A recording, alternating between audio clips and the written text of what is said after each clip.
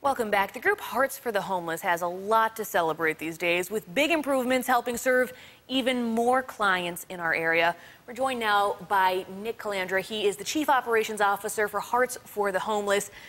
Nick, what is going on? I know people know you from the mobile soup kitchen, yes, but this is a lot more than that. Yeah, we've been feeding the homeless in Buffalo since 1990, but we have the opportunity recently to expand our outreach in Riverside on Tonawanda Street.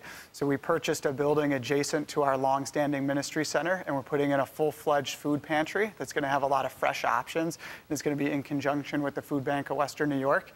We're really excited to just offer more support to the neighborhood and be an anchor for that community. We've been there since '97 on Tonawanda Street. So what have you been seeing in terms of the need for this service? Yeah, you know, it's like families need to have a great meal, and it's really on my heart to make sure that families in that community can have a meal. And we initially thought maybe we should do a sit-down family feeding center type thing.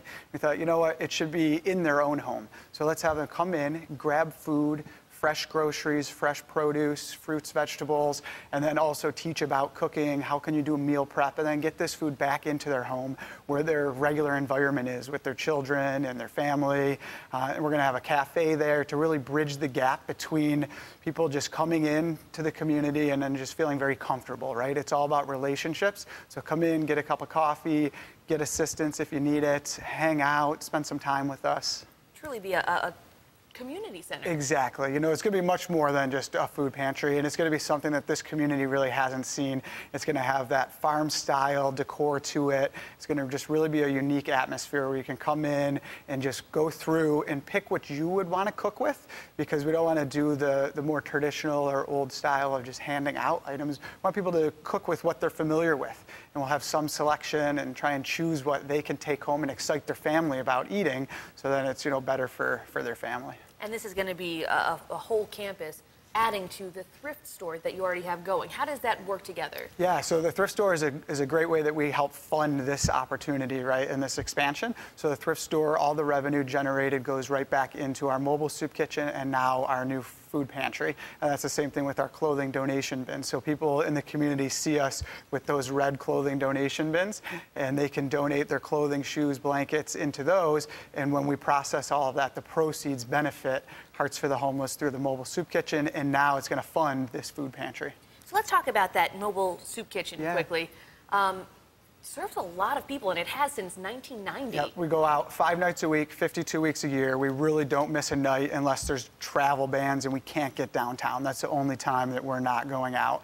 The clients have really come to count on us to get that meal, boots, clothing as well. So we go out, and it's Tuesday through Saturday. We're feeding between 50 and 80 people a night. And it's the nights like a few years ago, day after Christmas, it's sub-zero outside, and we pull up and there's 30 people waiting.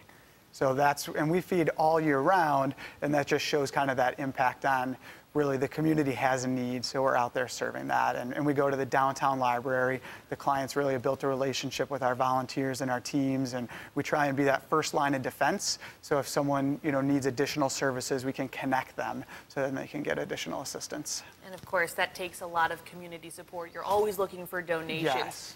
You mentioned you can make monetary donations on your website. There's also the bins all around town for people to donate to the thrift store. That's right. You know, we know that money can be tight, so donate your clothing. We'll put it to good use and turn it into funding for this. And if you can donate financially, please visit heartsforthehomeless.org and support us. And visit WIVB.com for more information about Hearts for the Homeless.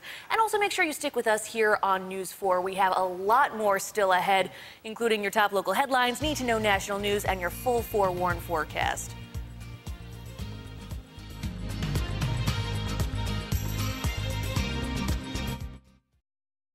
Of Beauty. And we're shut down on